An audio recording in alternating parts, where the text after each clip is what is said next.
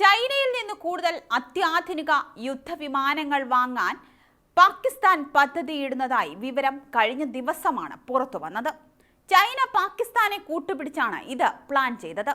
എന്നാൽ എന്തുകൊണ്ടാണ് പാകിസ്ഥാനും അപ്പുറം വലിയ സാങ്കേതിക വിദ്യയിൽ മിസൈലുകൾ വികസിപ്പിക്കുന്ന ഇന്ത്യക്ക് ഏർപ്പെടുത്താത്ത ഉപരോധങ്ങൾ പാകിസ്ഥാൻ ഇപ്പോൾ അമേരിക്കയ്ക്ക് ഏർപ്പെടുത്തിയിരിക്കുന്നത് എന്നാണ് ഇപ്പോഴത്തെ പ്രധാന ചോദ്യം. അതിനൊറ്റ ഉത്തരമേ ഉള്ളൂ. അമേരിക്കയുടെ കണ്ണിലെ ശത്രുവാണ് പാകിസ്ഥാൻ. അതിന് ഇതുവരെ ഒരു മാറ്റവും ഉണ്ടായിട്ടുമില്ല. അമേരിക്കയുമായി ഇന്ത്യക്കും ഇസ്രയേലിനുമുള്ള ബന്ധം കൊണ്ട് തന്നെ പാകിസ്ഥാൻ ആർക്കെതിരെ തിരിഞ്ഞാലും അമേരിക്ക അവർക്കെതിരെ തിരിയും. അതാണ് ഇവിടെയും സംഭവിച്ചത്. ഇസ്രയേലിനെ ഒറ്റ സുഹൃത്തായി കാണുന്ന അമേരിക്കയ്ക്ക് ഉറപ്പായും പാകിസ്ഥാൻ ശത്രു തന്നെയാണ്. പാകിസ്ഥാനിൽ നിന്നും 12,000 കിലോമീറ്റർ അപ്പുറമുള്ള അമേരിക്ക എന്തിന് പാകിസ്ഥാനെ ഭയക്കണം? വിശദമായി തന്നെ നോക്കാം. അതും വികസിപ്പിക്കുന്ന ഒരു മിസൈലിന് 5500 കിലോമീറ്റർ പരിധിയാണ് പരമാവധി സഞ്ചരിക്കാൻ കഴിയുക എന്നുള്ളപ്പോൾ പാകിസ്ഥാന്റെ മിസൈൽ വികസനം അമേരിക്കയെ ചൊടിപ്പിച്ചതിന് പ്രധാന കാരണം അമേരിക്കയാണ് ആയുധ കരുത്തിൽ നിൽക്കുന്ന പ്രധാന രാജ്യം.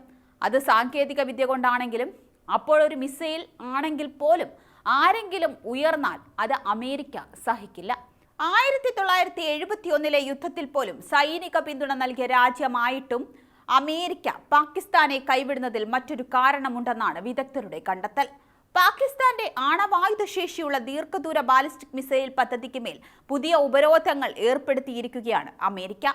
പദ്ധതിക്ക് മേൽനോട്ടം വഹിക്കുന്ന സർക്കാർ ഉടമസ്ഥതയിലുള്ള national development complex, Akhtar and sons private limited, Rockside enterprises തുടങ്ങി കറാച്ചി ആസ്ഥാനമായുള്ള 4 സ്ഥാപനങ്ങളെയാണ് ഉപരോധ പട്ടികയിൽ ഉൾപ്പെടുത്തിയിരിക്കുന്നത്. ഇതോടെ ഈ സ്ഥാപനങ്ങൾക്ക് US-ലുള്ള സ്വത്തുക്കളും മരവിച്ചു കഴിഞ്ഞു. ഈ സ്ഥാപനങ്ങളുമായി സഹകരിക്കാൻ അമേരിക്കൻ പൗരന്മാരെ അനുവദിക്കില്ല. കൂട്ടനശീകരണ ശേഷിയുള്ള ആയുധങ്ങളുടെ വ്യാപനം തടയുന്നതിന്റെ ഭാഗമായാണ് US-ന്റെ നീക്കം.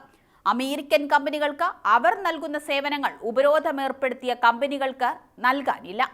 അതേസമയം അമേരിക്കൻ ഉപരോധത്തോട് കടുത്ത ഭാഷയിലാണ് പാകിസ്ഥാൻ പ്രതികരിക്കുന്നത്.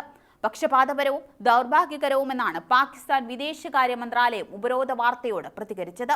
US-ന്റെ 51ാമത്തെ സംസ്ഥാനം എന്നുവരെ ലോകരാഷ്ട്രങ്ങൾ കളിയാക്കുന്ന ഇസ്രയേലിന് വേണ്ടിയാണ് അമേരിക്കയുടെ ഈ ഉപരോധമെന്നാണ് വിദഗ്ധർ ചൂണ്ടിക്കാണിക്കുന്നത്. പാകിസ്ഥാനിൽ നിന്ന് ഏകദേശം 3000-ഓളം കിലോമീറ്റർ മാത്രമേ ഇസ്രയേലിലേക്ക് ആവശ്യമുള്ളൂ. ഇസ്രയേലിന്റെ ബദ്ധശത്രുക്കളായ രാജ്യങ്ങൾക്കായി പാകിസ്ഥാൻ തുനിഞ്ഞിറങ്ങുന്നതിന് മുൻപേ പാരവെച്ചതാണ് US എന്ന സംസാരം.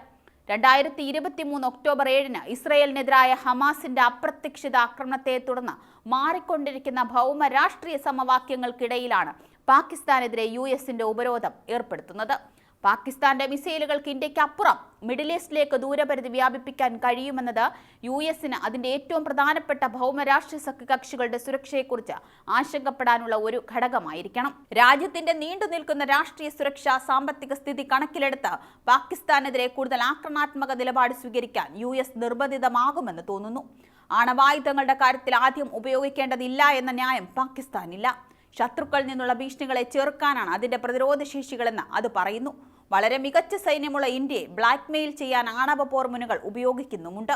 ഇത്തരം ആശങ്കകൾ വലുതാക്കപ്പെടുകയും ഭീകരതയുടെ ചരിത്രം അതിന്റെ ഭരണകൂടത്തിന്റെ ഭാഗമായതിനാൽ പാകിസ്ഥാൻ മിസൈൽ വികസനം ആശങ്കപ്പെടേണ്ടത് തന്നെയാണ്.